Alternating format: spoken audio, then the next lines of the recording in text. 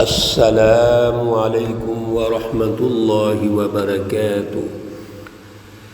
اعوذ باللہ من الشیطان الرجیم، بسم اللہ الرحمن الرحیم۔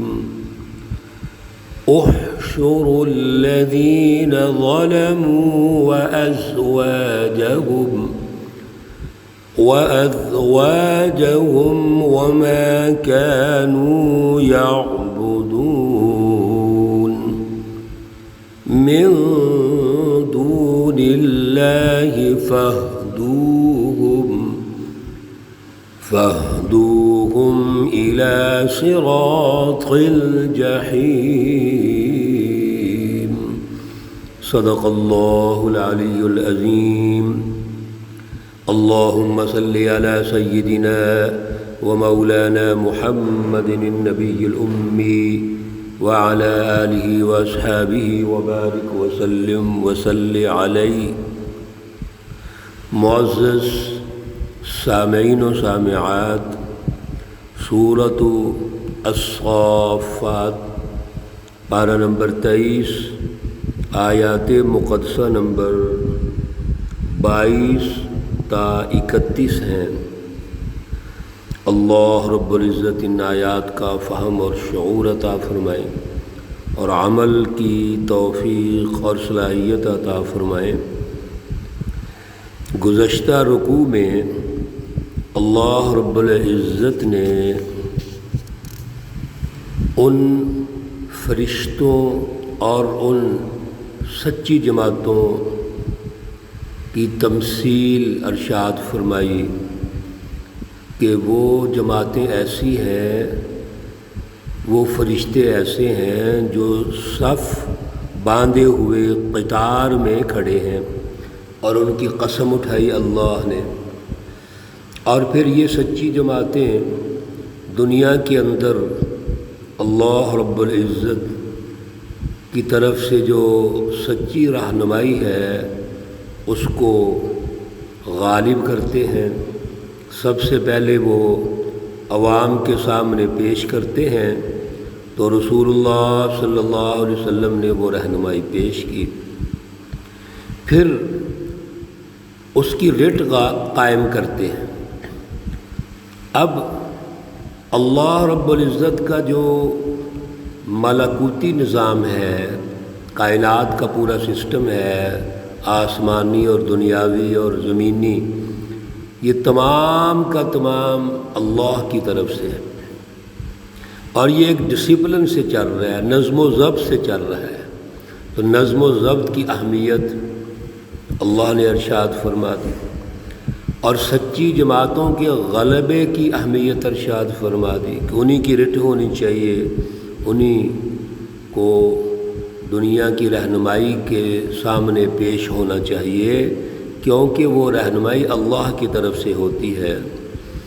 اور جو جھوٹی جماعتیں ہیں، شیطان ہے اور شیطانی جماعتیں ہیں، یہ رکاوٹیں ڈالتے ہیں اور ڈالیں گے، اس لیے ان کی رکاوٹوں کو نہیں دیکھنا بلکہ اپنے مشن کو جاری رکھنا ہے۔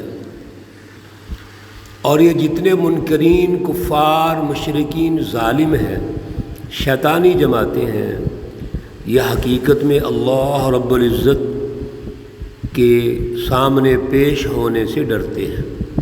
یہ یوم الدین، یوم احتساب کا انکار کرتے ہیں، عقیدہ آخرت کا انکار کرتے ہیں۔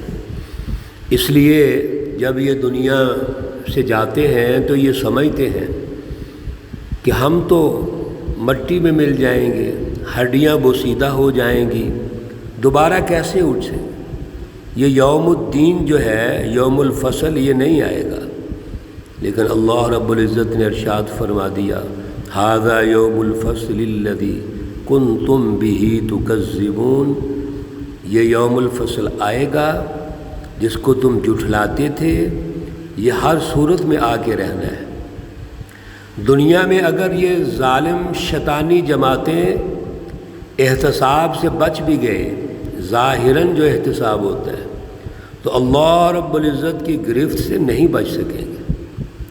آج کی آیات میں اللہ رب العزت نے ان دونوں جماعتیں، جو سچی جماعتیں ہیں، جو حزب اللہ ہیں، اور جو ظالم لوگ ہیں، ظالم شیطانی جماعتیں، ان دونوں کو علیحدہ علیحدہ ارشاد فرمایا۔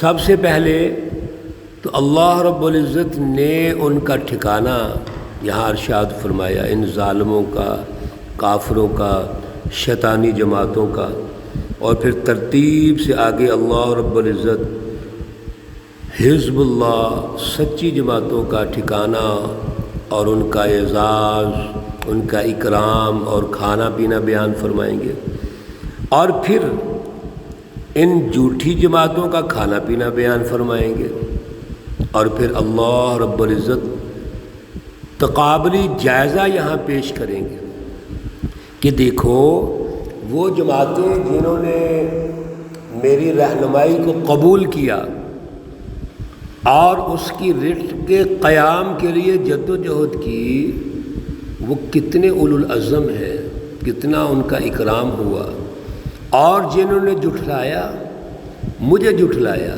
اللہ کو جھٹلایا، ان کا انجام کیا ہوتا ہے۔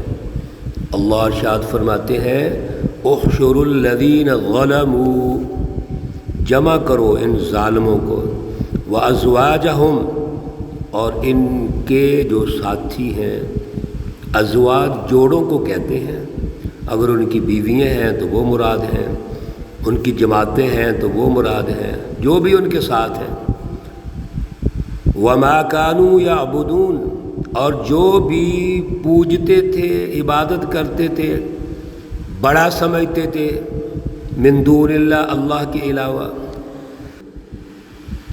ان ظالموں کو اور ان کی جو جماعتیں اور ساتھی ہیں ان کو یہ جو اللہ کے علاوہ دوسروں کو آل الال سمجھتے تھے، خود مختار سمجھتے تھے، نفع و نقصان کا مالک سمجھتے تھے، ان کو جمع کرو، فاہدوہم، بس ان کو لے چلو، الی صراط الجحیم، جہنم کی طرف، جہنم کے راستے کی طرف۔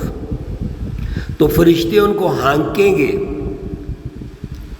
اس فیصلے والے دن جہنم کی طرف، واقفوہم انہم مسئولون، تھوڑا سا آگے جا کے ان کو کھڑا کر دیا جائے گا، واقفوہم، اور کھڑا رکھو ان کو، اور کھڑا کر کے انہم مسئولون، ان سے سوال کیا جائے گا۔ کیا سوال کریں گے؟ مالکم لا تناصرون، کیا ہوا جو تمہارے مددگار تھے، جو تمہارے مددگار تھے دنیا میں، جن پر تمہیں بھروسہ تھا اللہ کے مقابلے میں، رسول اللہ صلی اللہ علیہ وسلم اور سچی جماعت صحابہ کا انکار کیا، مقابلہ کیا، اور یہ سمجھتے تھے کہ یہ تو مختصر سی جماعت ہے، چھوٹی جماعت ہے، ہم بڑے اختیارات والے ہیں، وسائل والے ہیں، وہ کہاں گئے آج سارے مددگار؟ دنیا میں تم کہتے تھے نحن جمیع منتصر، ہم مل کر رسول اللہ صلی اللہ علیہ وسلم کا مقابلہ کریں گے، بل ہم اليوم مستسلمون۔